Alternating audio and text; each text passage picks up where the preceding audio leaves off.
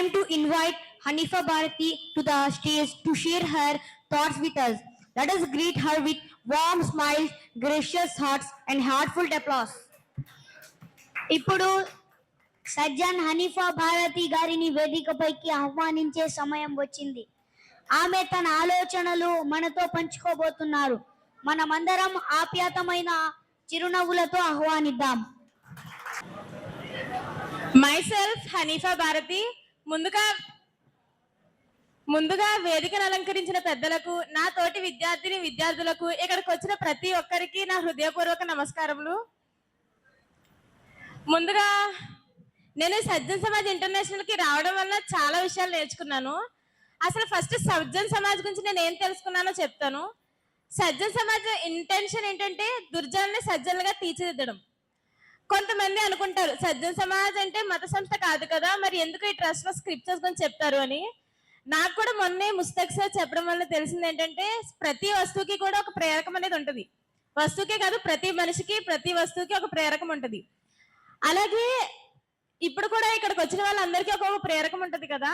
Suppose example ఒక secularist తీసుకుందాం.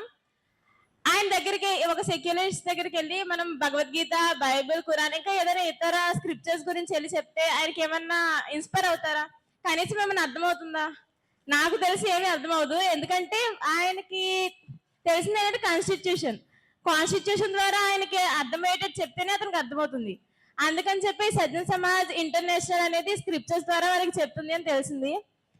ఇప్పుడు నేను సజ్జన్ సమాజ్కి రాకముందు ఎలా ఉన్నానో, వచ్చాక ఎలా ఉన్నానో చెప్తాను.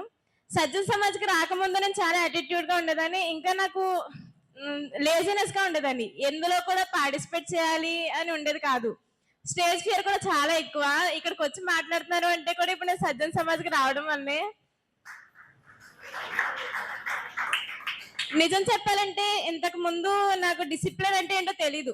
నాకు తెలిసిన డిసిప్లిన్ ఏంటంటే ఎక్కడికన్నా వెళ్తే లైన్ లో వెళ్ళడం, ఇంకా నాయిస్ చేయకుండా కూర్చోవడం, సరౌండింగ్స్ క్లీన్ గా ఉంచుకోవడం, ఇది మాత్రమే తెలుసు.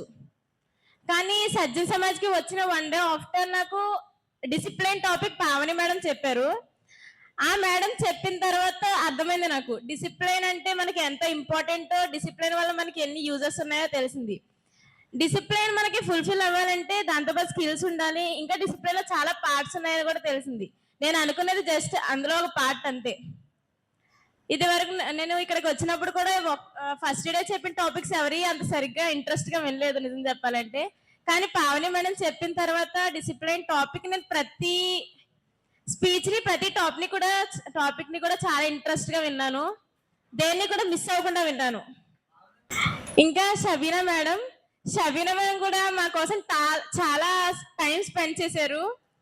ఆమె అంత విలువైన టైం మా కోసం స్పెండ్ చేసి కరెక్ట్ గా టైంకి మా క్లాసెస్కి వచ్చేసి ఏ ఒక్కరిని కూడా, ఇప్పుడు ఎవరైనా సిక్ అయ్యి పడుకున్నా సరే వాడిని కూడా క్లాస్ మిస్ అవ్వని ఇచ్చేవారు కాదు. అసలు ఆమె టాపిక్ అందరికి రీచ్ అవ్వాలి అని చెప్పి చాలా అదే థాట్ తో వచ్చేవారు. ఇంకా షబీనా మేడం టాపిక్స్ అయితే మాకు చాలా బాగా అర్థమయ్యి, సౌశల్య భారత్, నిర్మాణ దీపిక మొత్తం కూడా మాకు చాలా అర్థమయ్యేటట్టు చెప్పారు. ఇంకా దేవి మేడం టాపిక్స్ అయితే మాకు ఫ్యూచర్ కి ఎంతో యూజ్ అయ్యే టాపిక్స్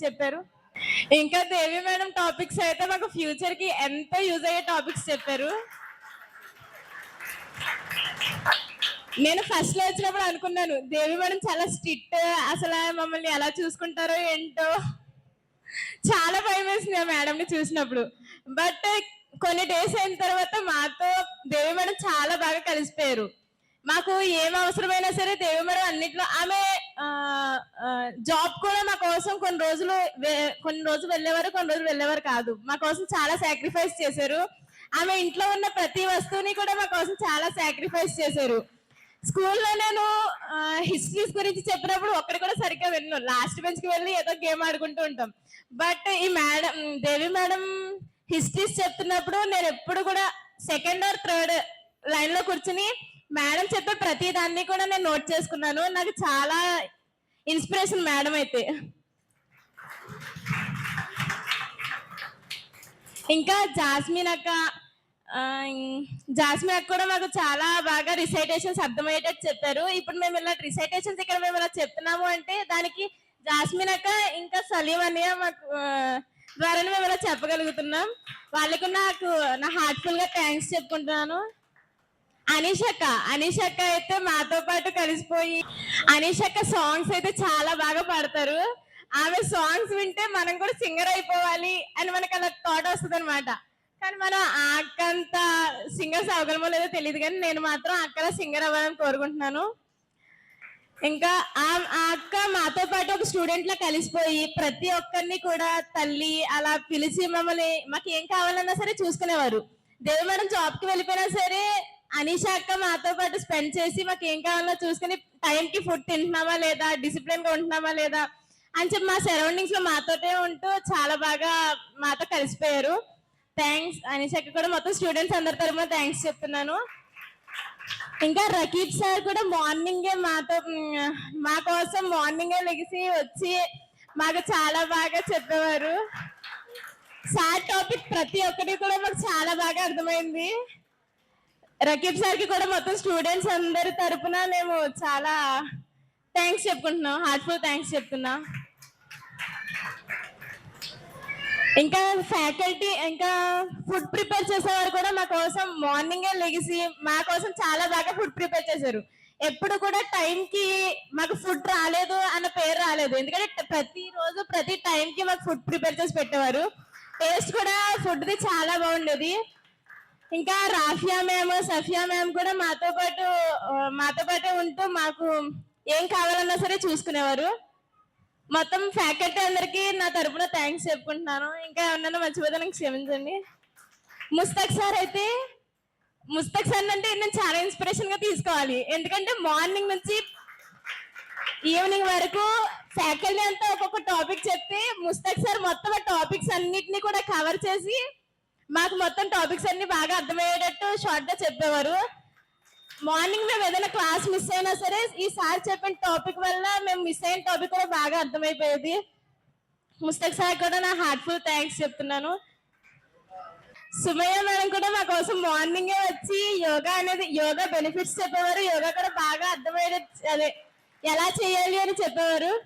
యోగా వల్ల మేము కూడా కాన్సన్ట్రేషన్ గా అన్ని క్లాసెస్ వింటున్నామంటే అది యోగా వల్లనే. Thanks ma'am, Sumayya ma'am. అందరూ అంటూ ఉంటారు మేము ఈ స్టూడెంట్స్ అందరం మా హాలిడేస్ సాక్రిఫైస్ చేసి ఇక్కడికి వచ్చామని.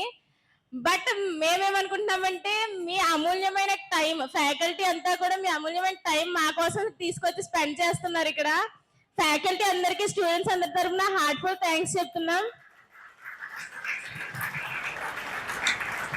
నేను ఇక్కడికి వచ్చినప్పుడు చాలా భయపడ్డాను, ఇక్కడ ఎలా ఉంటుంది, ఏం జరుగుతుంది, అసలు క్లాసెస్ ఎలా వినాలి, హాస్టల్లో ఉన్నట్టు ఉంటుందేమో అని చాలా భయపడ్డాను ఇక్కడికి రావాలంటే. ఇప్పుడు వెళ్ళాలంటే బాధపడుతున్నాను.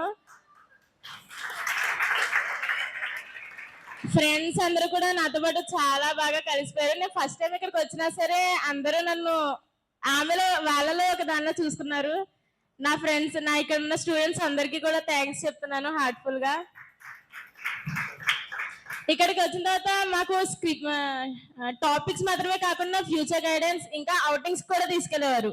అవుటింగ్స్ లో ఏంటంటే మాకు బాగా యూజ్ అయ్యే అవుటింగ్స్ అంటే లైక్ బ్రహ్మ మందిరం, మ్యూజియం అలాంటి ప్లేసెస్ కూడా తీసుకెళ్లారు. అక్కడ కూడా ఏంటంటే పురాతన కాలపు వాళ్ళు ఎలా ఉండేవారు, ఎలా మాట్లాడుకునేవారు అని ప్రతి దానికి తీసుకెళ్లేవారు. చాలా బాగా అర్థమైంది. థ్యాంక్స్ సజ్జన్ సమాజ్ అందరికీ నేను హార్ట్ఫుల్ గా థ్యాంక్స్ చెప్తున్నాను. Thank you very much.